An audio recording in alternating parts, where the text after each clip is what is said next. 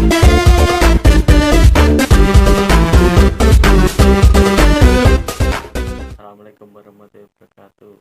Selamat malam, nama saya Bagus Saputro, kelas 11 Mekatronika 2.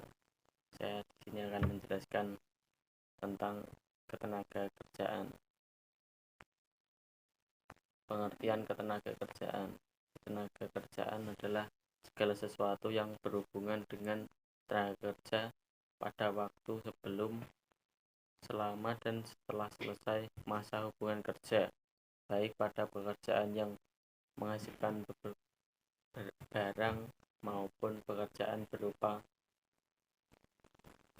Dari aspek hukum, ketenaga kerjaan merupakan bidang hukum privat yang memiliki aspek publik karena meskipun hubungan kerja dibuat berdasarkan kebebasan para pihak, namun terdapat sejumlah ketentuan yang wajib tunduk pada ketentuan pemerintah dalam artian hukum publik.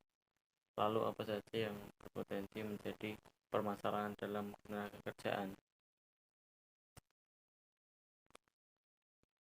Peraturan dan UU Ketenaga Kerjaan. Berdasarkan Undang-Undang Nomor 13 Tahun 2013 tentang Ketenaga Kerjaan, dijelaskan bahwa ketenaga kerjaan adalah segala sesuatu yang berkaitan dengan tenaga kerja, baik pada waktu sebelum, selama, dan sesudah masa kerja. Peraturan tersebut dilandasi dengan tujuan 1. Memberdayakan dan mendayagunakan tenaga kerja secara optimal dan manusiawi. 2. Mewujudkan pemerataan kesempatan kerja dan penyediaan tenaga kerja yang sesuai dengan kebutuhan pembangunan nasional dan daerah. Memberikan perlindungan kepada tenaga kerja dalam mewujudkan kesejahteraan. 4. Meningkatkan kesejahteraan tenaga kerja dan keluarganya. Pasal 5 UU 13 2013 menegaskan bahwa setiap tenaga kerja memiliki kesempatan yang sama untuk memperoleh pekerjaan tanpa adanya diskriminasi.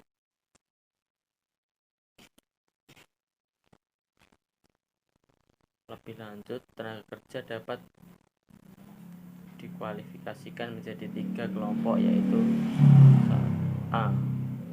Tenaga kerja terdidik.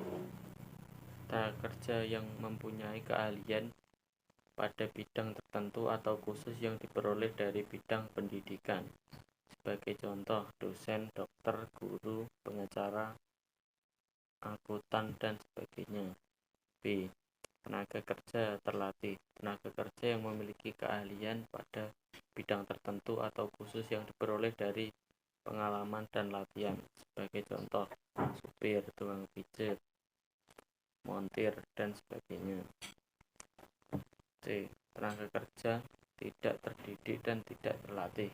Tenaga kerja yang mengandalkan tenaga, tidak memerlukan pendidikan maupun pelatihan terlebih dahulu. Sebagai contoh, kuli, pembantu rumah tangga, buruh, kasur, dan sebagainya.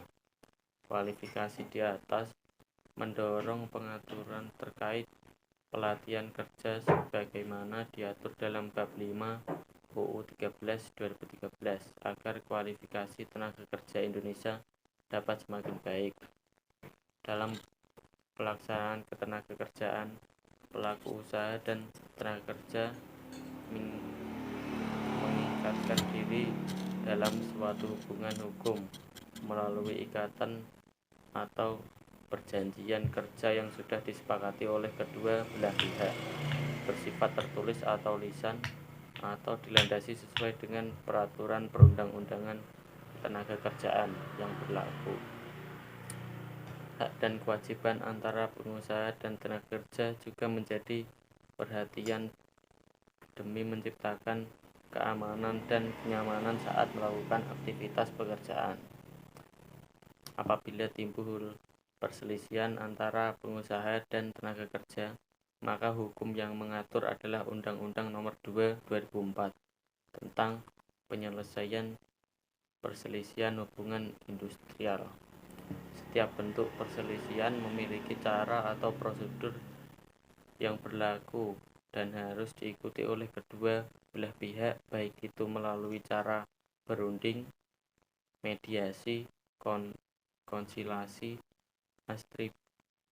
arbitrasi maupun diselesaikan di pengadilan hubungan industrial. Masalah ketenagakerjaan. Masalah ketenagakerjaan dapat timbul karena beberapa faktor seperti pendidikan, kesempatan kerja maupun pertumbuhan ekonomi yang relatif rendah. Hal ini dialami oleh banyak negara yang termasuk Indonesia, karena hingga saat ini masih banyak pengangguran atau lebih tepatnya lagi orang yang tidak dapat bekerja karena minimnya lapangan kerja. Sekian dari saya, terima kasih.